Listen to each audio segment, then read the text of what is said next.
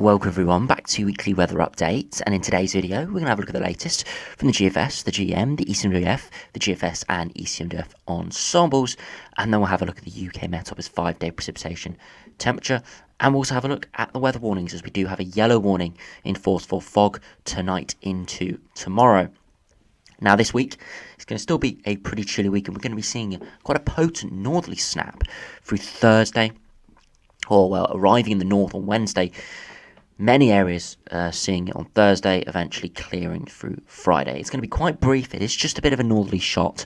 The most likely impacts from it will be real hard overnight frosts and cold daytime temperatures. Could be a few wintry showers around, but at this stage, I'm not expecting anything too major with that.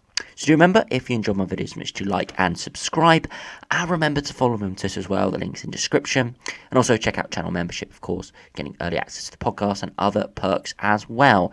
So we do have a look at the latest GFS, the 6Z run. You can see we've got high pressure over the top of the UK at the moment. A lot of overnight frost, especially in the south.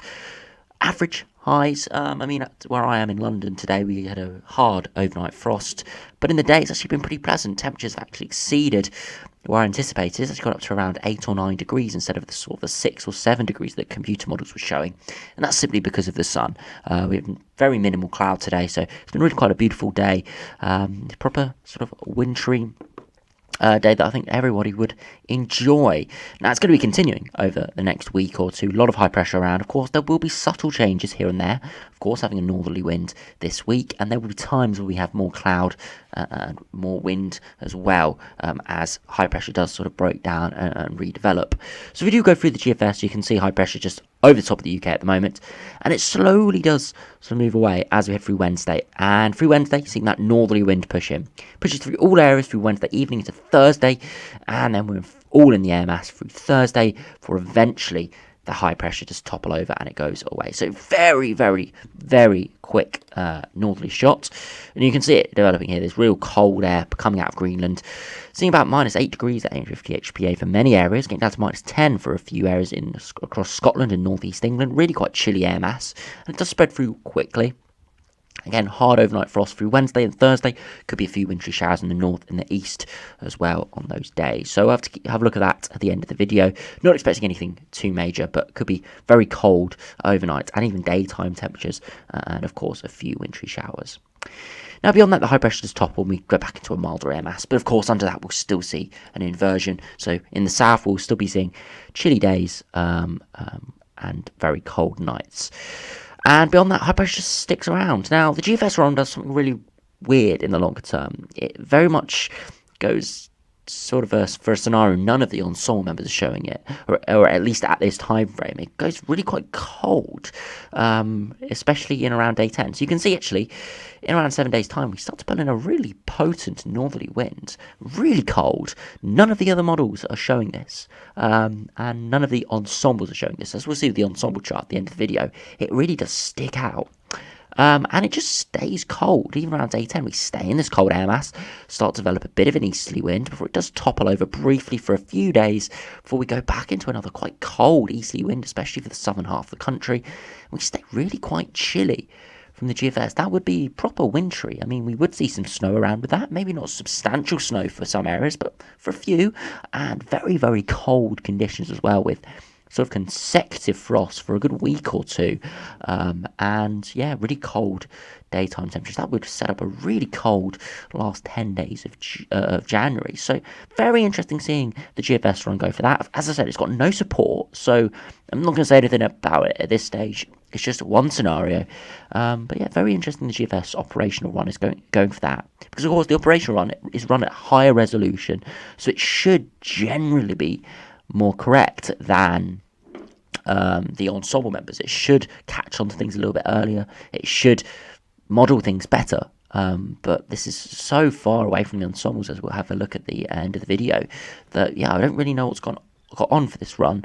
You can say it is very subtly cold. I mean, if it did shift very subtly, we would be in a similar pattern to now. It's just everything shifted slightly further northwards and westwards, meaning easterly or northerly winds are more likely. So we'll have to see how it does play out, of course. And if we do have a look at the GM, see how that does compare up until day 10, you can see high pressure, and then we see the potent northerly wind. Really quite cold, actually, with this.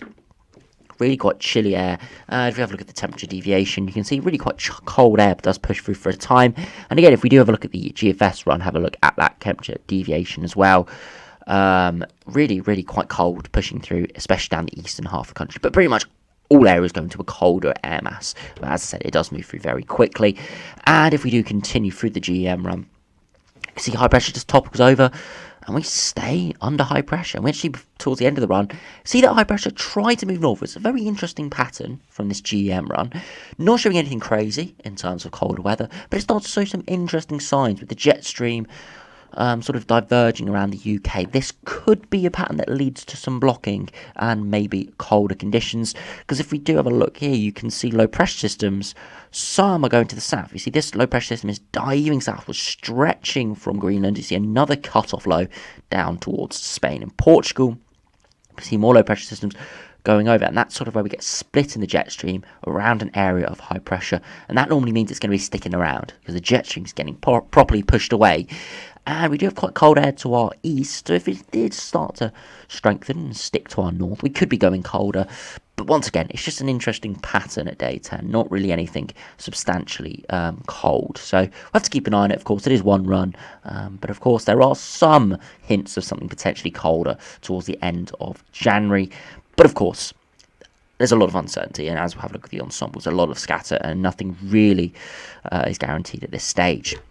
Now, if you have a look at the ECMWF, and I've said this over the last sort of week or so, it's very much been the most pessimistic model over the last couple weeks. Not really showing anything cold, really, outside of maybe day 5, whenever we've seen a little northerly blast. And you can see going for that northerly wind, quite a cold air mass moving down the eastern side of the country, before it topples back over, and we go back under higher pressure.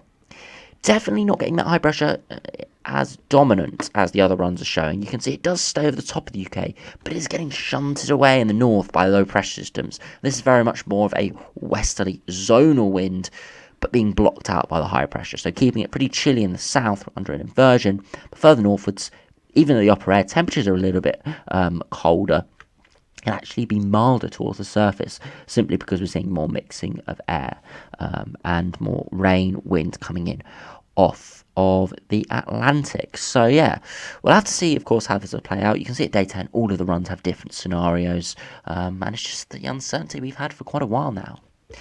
Now, if we do have a look at the ECMWF Ensembles, which does show the anomalies really quite well, the different scenarios. Now, if we go to day 7, where the first sort of bit of uncertainty does build in, you can see we do start to see that high pressure get a little bit stretched. You can see 13 or 25.5% of high pressure building towards Scandinavia, but also out in the Atlantic. Again, quite a weird pattern. Will be difficult to decipher exactly the surface conditions, but I suspect similar to actually what we have now. Another 11, again, have this elongated high pressure system. Another 11, again, 21.6% up in the top right. Again, another elongated low pressure, high pressure system. A lot of low pressure to the north. Another 8, again, high pressure over the top to the north, inversion. Another 5, have it going more towards Greenland, so you're showing a bit more of a different sort of pattern there, potentially going a bit colder with northerly shots. Another 3, of high pressure out in the mid-Atlantic towards Greenland, again towards Scandinavia. That could be pulling down northerly winds potentially, or even getting easterlies in with the Scandinavian high. But yeah, real mixed sort of bag here from high pressure all dominant in these runs, but it's just where that high pressure is positioned. And again, all stretched, elongated, means it's very difficult to say exactly where the air direction will be. Most likely, though, it will just be generally quite stagnant, similar to what we have now, with not too many different air masses around, just generally average conditions at 850 HPA. Towards the surface, chilly, inversion pattern, but nothing too dissimilar to what we have at the moment. Now, if we go to day 10, where things do really start to take a turn, you can see 12, including the control run, just for high pressure over the top of the UK, would be dry, very similar to what we have now. Another 11 of high pressure sinking southwards, more of a westerly wind would be around with this, still potentially dry and maybe chilly in the south, but further northwards, milder Atlantic air moving in. Very similar again with another 9, showing once again westerly winds, high pressure again more dominant in the south, so pushing that jet stream further northwards, so it could be drier and colder in the south. Another 8 have easterly winds in from a Scandinavian high, not massively cold by any means, but potentially something similar to what the GFS Operational Run was showing. Another 6 just have high pressure over the top of the UK, including the Operational Run, actually. That's weird. I didn't see that really with the Operational Run, but perhaps it is showing at day 10 that's high pressure pushing further northwards, moving up towards Greenland, potentially going a bit colder in the longer term, and then another 5 showing north to northeasterly winds. That'll be bitterly cold, but again, only 10% of the ensembles are going for that. So at this stage, if you add up the 2 pretty colder runs, these 8 here and these 5, again, still only a 25% chance. That's sort of stayed stationary at around 25% for the last few days in around the day 10 period. So cold chances are not increasing, but they're not decreasing at the same time, just sort of staying around 25% within the ensembles. But we'll have to see, of course, how it does play out. Now, if we go to 300 hours, you can see again 12 westerly winds, but with that jet stream much further northward, so still quite chilly with an inversion in the south. Another 12 have something similar to that now, but high pressure a bit further northwards and eastwards, more of an easterly wind. Another 9 of westerly pattern coming in from northeast Canada, but dry in the south. Another 8 have a generally westerly pattern, but with more height and more application in the jet stream. Could be more northerly bouts with that chilly northerly shots. Another 5 with an absolute blocked Atlantic, just high pressure everywhere, really. Bitterly cold easterly winds, again similar to the GFS Operational Run, and another 5 again with a massive mid-Atlantic to North Atlantic ridge all the way up towards Greenland. Bitterly cold northerly winds, and that would be very, very cold. But again, those 2 colder scenarios only adding up to around 20% of the ensemble, so not a massive chance at this stage, but it's still there. So not all hope is lost for something colder towards the end of January. And if we go right to about 360 hours, you can see 23.5% have northwesterly winds, pretty chilly coming in from Greenland, but nothing too majorly cold. Another 12, including the control run, have an easterly flow in with high pressure just centre over the top of the UK. Another 7 have once again a more of a westerly flow, originating more from northeast Canada, so a longer sea track for the colder air coming in out of the Arctic, so it would be a little bit milder, but could still get polar maritime air masses with those really dark purples to our north. Could be some stormy conditions. Another 8 have a northwesterly flow. Another 5 have a northerly or northeasterly flow, coldest of the runs here, and another 5 have high pressure over the top, maybe getting pushed away by the jet stream coming in from Greenland. So at 360 hours, most of them are showing more of a westerly theme, with still high pressure being quite dominant, trying to push up against the jet stream, but the jet stream winning out in the longer term. Of course, it's 360 hours, so very, very uncertain. We've seen 360 hours showing bitterly cold northerly or easterly winds on like 60% of the ensembles, and it hasn't come off. So we can't look too much into it, but it just gives us potentially a bit of a scenario. And of course, have a look at the AO, NAO over the last few days. Have a look at what the stratosphere is doing.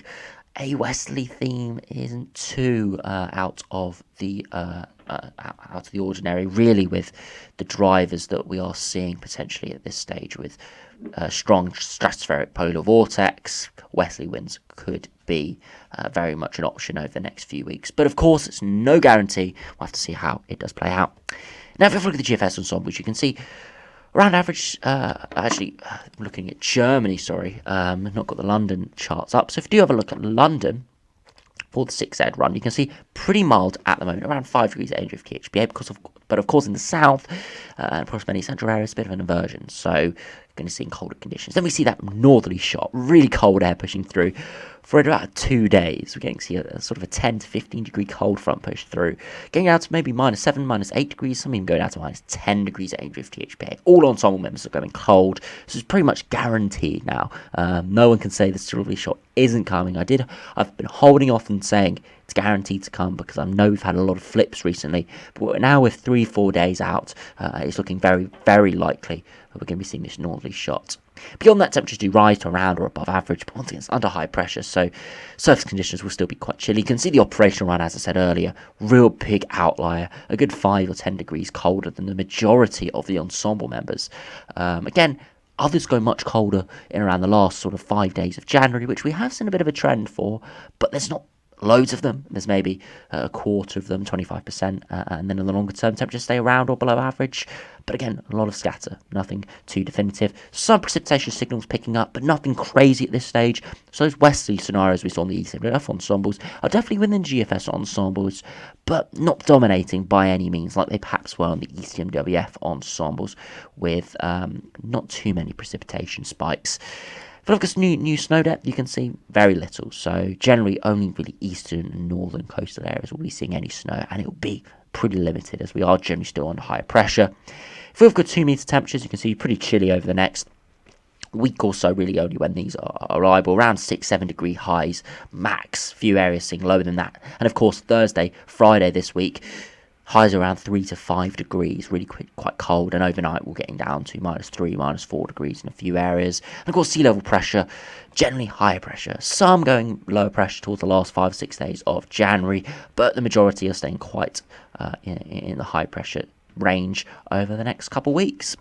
So we do finish up the video having a look at the latest precipitation temperature, and then we'll have a look at the weather warnings for fog. Now you can see really quite dry at the moment, a lot of cloud around the north, but a lot of sunshine in the south as well. Now fog will be building, of course this evening fog will be building in. You can see those white specks here across many central areas. That is fog building in across many central and eastern areas. Could be disruptive throughout tomorrow morning. And you can see some rain into parts of Ireland, and that is as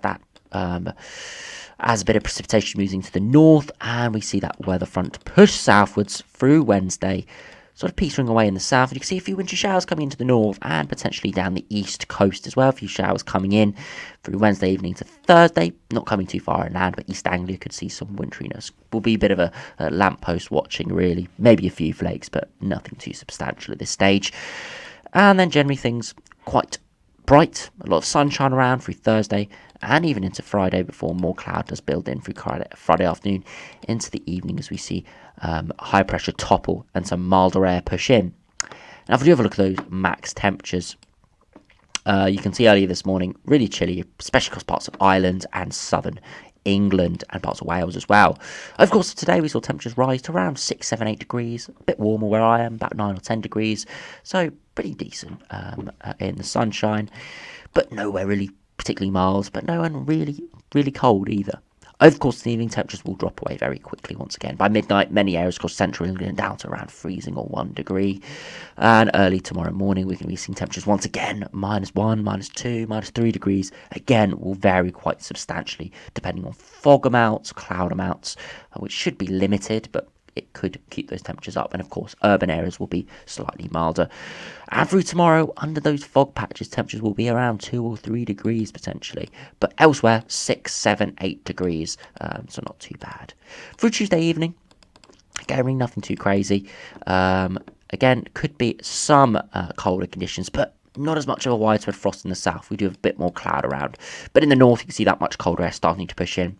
And by all areas, early Thursday, that colder air is pushing in, and you see pretty much the whole British Isles is around freezing. Temperatures maybe 2 or 3 degrees towards coastal areas, but many areas around freezing or below that. And Thursday in the day is going to be really cold. Max temperatures 3 or 4 degrees, especially across central eastern areas. Republic of Ireland, Northern Ireland will be the mildest, maybe far southwest of England as well, maybe getting up to 6, 7, 8 degrees. But many areas going to be really cold, and a few areas won't get above freezing. And Thursday evening going to be a widespread hard frost across many areas in central southern England, -4, -5 degrees. But there is cloud sweeping into the north, so that frost will sort of diminish in the north. Still could be some icy patches around, but the temperatures will slowly rise through sort of the early morning in the north as more cloud and milder air is pushing in. But still in the south, quite a cold day through Friday, 5, 6 degrees. Some areas get to 7 or 8, but nothing too substantial. Friday night, maybe another frost again in the south. It's really quite cold. And again, Saturday morning, really quite chilly. So a lot of colder conditions are coming up this week with that northerly snap. And even outside the northerly snap, even when temperatures are sort of 7, 8, 9 degrees in the day, it's going to be chilly nights around as well. Now, if we finally do have a look at the weather warnings, have a look at the fog warnings. Again, fog likely to cause slower travel and possible disruption in places from 7 p.m. this evening until midday tomorrow. See a wide area across central England, East Anglia, North East England, even down to parts of Wales and the southwest of England. Not going to be everywhere within this. but it could be significant in the areas that it does sort of linger, especially in those central areas. So do make sure you do take care, especially if you're out later this evening or early tomorrow morning, as there could be some disruption around icy conditions, frosty conditions, and fog around. So even if it's not looking massively disruptive, big snow or rain or whatever, it still could be a little bit dangerous out there. So do make sure you do stay safe. So anyway, thanks for watching. Hope you enjoyed. Subscribe if you're new, and I'll see you again for another video soon.